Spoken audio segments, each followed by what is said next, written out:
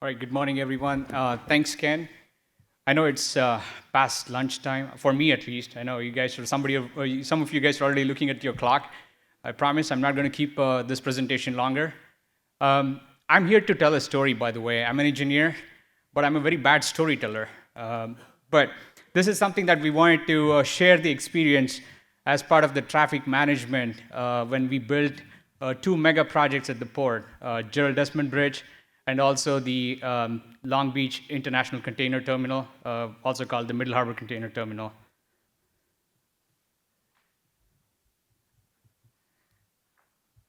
Sorry. All right, about Port of Long Beach, we are the premier US gateway for the Trans-Pacific trade, and we're also a trailblazer in the innovative goods movement, environmental stewardship, and all that good stuff. We support more than 500,000 jobs in Southern California, and we serve about 175 shipping lines connecting to almost more than 220 seaports across the world. And last year, 2022, we handled more than 9.1 million TEUs, the container units. That was the second busiest year for the port. We cater to the containerized cargo. We also cater to the liquid bulk, break bulk, roll-on, roll-offs, dry bulk. And recently, a couple of months ago, we had the state of the port addressed by our CEO, Mr. Mario Cordero. We talked about the future of the port going towards more tapping into the wind energy, the offshore wind harnessing, and all that cool stuff. So I strongly encourage you guys, if you have time, take a look at the state of the port video. It's on the port website. All right, so talking about these two mega projects, right? You can see the Gerald Desmond Bridge and also the Middle Harbor Container Terminal. This happened, it started about 10 years ago. As you can see, we also had not only those two projects, we had multiple projects at the port. We had the Schuler-Heim Bridge replacement, which was headed by Caltrans. We also had some street paving projects. So pretty much the whole port was like a construction zone. All right, Gerald Desmond Bridge, the new official name is Long Beach International Gateway. This is one of the civil engineering marvels. As a civil engineer, you definitely will appreciate that. Any of you have driven over the Gerald Desmond Bridge? Hope you guys like it. All right, so this bridge is, it's 3 lanes each direction. It's the coolest cable-stayed bridge. It's the second largest in the United States. 15% of the cargo that comes to the United States are truck-loaded over this bridge, which reaches throughout the country. And the goods that actually, I should have mentioned this, the goods that originate or destined to Long Beach pretty much reaches all US congressional districts. Don't ask me the source, somebody has come up with those statistics. Also, this bridge, I think I mentioned, there are 3 lanes each direction. The towers are about 500 feet tall. Then we also have the clearance is from the deck to the bottom of the ocean, to the top of the water is about 200 feet. Pretty much we are ready to handle any kind of a mega ship that can come to Port of Long Beach. In addition to that, this has an adjacent bike path. This is not open to the public yet. We will be opening the bike path May 20th. You're all welcome to attend, come in, and take a look at the bike path and just bike and enjoy some scenic views from Long Beach. So there are 3 observation decks where you can go and enjoy with the family. And the other thing is this bridge was supported by the US DOT partnership with Caltrans and also LA Metro. So about the other project, which is the Long Beach Container Terminal, also we call the Middle Harbor Container Terminal. This sits on about 300 acres, and the target is we move about close to 3 million containers a year. It was built with a cost of almost $1.49 billion. And the coolest thing about this is completely electric powered. The wharf is about 4,200 feet long. That means it can dock up to 3 ships, which are 14,000 TEUs. And when they're connect to the shore power. So this is one of the greenest terminals in the world. And we can probably say that that's in Long Beach. All right, so while we were doing this bridge, right, a lot of speculations happened, and people were really concerned. As I told you, this happened about a decade ago. And people were concerned, like, hey, what's going to happen? All these media articles, there's going to be a 710 Carmageddon, like similar to that, it's Portageddon or something like that. And all our marine terminal operators were super curious, like, what kind of impact that they're going to experience. And then there was also, prior to opening of the state-of-the-art terminal, there will be some kind of a disastrous thing, we might not open on time, things like that. And then the other thing is the massive gridlock. People were saying, oh, it's going to have far-reaching wide effects, both to the local and also to the national economy. So those are some of the what-if scenarios. I just want to throw it in there. Since this morning, I've been hearing the word collaboration, partnership, which I want to use it too. Any project, the success of any project depends on the collaboration and your partnership. And I wanted to start off acknowledging the partnership that we had. From the port side, we pretty much, it's not like a one-division effort. We pretty much involved all the divisions at the port, came in together, including our security, tenant services, communications, construction management team, program management, of course, with our unconditional support from our top management while we were doing this project. In addition to that, our partners, we had the project management, construction management team. We have the SFI, who are the bridge contractors. It's a design-build contract, by the way. And we had Westbound Communications. Caltrans played an integral role. And City of Long Beach Public Works, I know you guys are over here. Great partnership, along with the LA County Public Works, too. All right, so what kind of traffic management strategy, if one may ask, while we did this bridge? If you open up any textbook on traffic engineering or any things about traffic management, these are pretty standard textbook approaches here. Public information. So obviously, as part of that, we had a great media relationship. We had a third-party person who was hired, who was constantly in communication with the newspapers and putting that information out to public, say what can they expect during construction. We had a lot of open house events, a lot of public meetings. In that way, the stakeholders, the public can know exactly what is going on. A lot of people complained while the construction was going on. Hey, look at that, the bridge in Long Beach, bridge to nowhere, because of the delay in construction, things like that. But everything came out nicely at the end of the project. We had a project website which pretty much provided a weekly update to the people. There were cameras installed, which had a direct feed to the website, so people could know what exactly was going on. We constantly shared the project progress updates. And then there was also there was an app, pretty much, which kind of told the people, install the app and tell you what are the detours or the traffic closures that they can anticipate.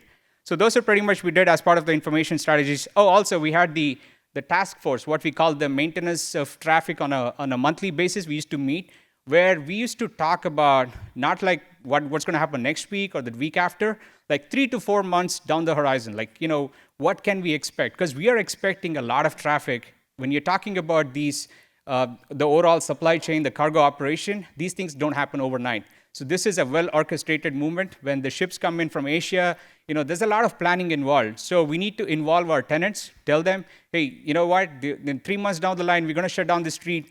You guys better be prepared for that. So that kind of an open dialogue, transparency was established, and we kind of gained the trust as we were building this project. Other traffic management strategies, as part of the motorist information, we had some fixed changeable message sign, constantly broadcasting the information, what to expect. Don't come to this area during the weekend. Things like that. Because we're going to expect some construction traffic over the weekend, because we want to accelerate our schedule. And then we constantly had those portable changeable message signs as well. And some of the construction strategies, we were having that open dialogue with the tenants. We kind of established the trust, and we told them, you know what, we need to close down the street more often than what was agreed in the contract, because we can accelerate the schedule. And we got complete support from those guys. So we had full closure sometimes. I know you might, Long Beach residents or whoever it is, you might have been affected for that, but apologize for that. But at the end, everything went perfectly smooth. We did a lot of nighttime work. And then the interesting thing was we constructed a lot of temporary roadways. And we did the triple left turn. So if you guys think about a triple left turn, pretty much you will see it in Las Vegas and some of the cities in Orange County. But here at the port, imagine triple left turns, these heavy container trucks making turns simultaneously. Man, we thought it was going to be a disaster, but when we still had that, not even one incident. It was really smooth. It was wide enough, so 3 container trucks were able to make that turn. Then we had some other strategies, demand strategies, where having that information out there. In fact, the terminals, they even came forward. They said, you know what, you guys carry on with the construction. We will shut down one of our outbound gates for you guys, so you guys can proceed. As I already mentioned, alternative route strategies. We constructed temporary roadways to accommodate. I know Long Beach folks will recognize some of the streets. I don't want to throw in some bunch of street names and confuse you, but just wanted to share some examples here. So this is the horseshoe ramp, which we had to demo back in 2013. That's where currently this is being replaced by what we call the Texas U-turn. It's out there. So down the timeline in 2014, we had to do this extensive 55-hour weekend closure. As you can see, the railroads were affected, but they were good partners with us. So we had no issues getting this thing, taken care, the demo, the connector over the weekend, and everything was cleared out for Monday morning. So as I mentioned, there was a lot of outreach effort from our communications team. So making them understand what's going to happen with the connectors being taken out from the 710 freeway. So here is one of the examples. As you can see on the right side, that's the red, which used to be the connector going from 710, going to the 710 northbound. That we had to take it out. So what we did was we constructed a temporary roadway. That's the one that I was talking about, the triple left turn, where people had to come in, make a left on Pico, and get back to the 710 on-ramp. This is the triple left turn. I don't know if the video can be played. You can mute that thing.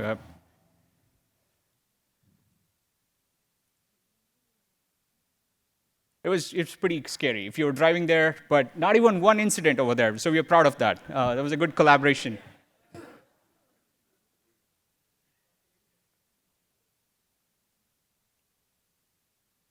And when we did this, of course, we had discussion on the stormwater, stuff like that. Thank goodness we didn't have any rain. We didn't have to worry about any of these runoff or things like that.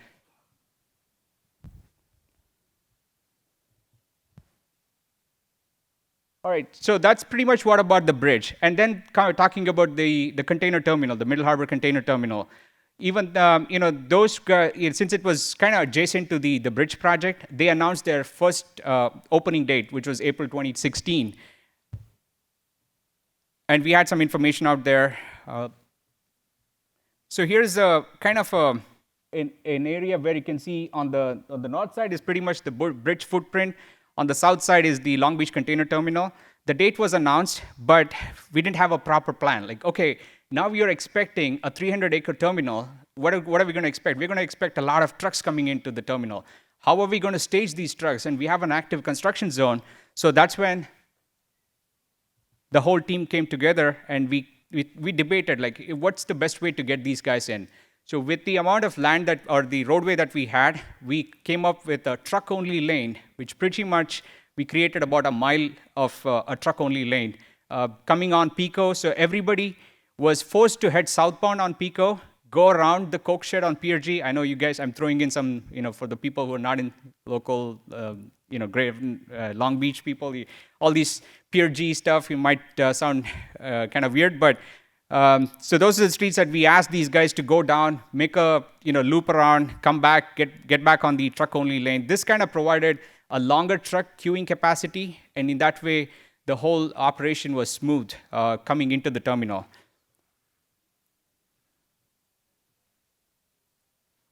So you can see a picture. This is the truck-only lane. You can see the trucks are all lined up in a nice, orderly fashion.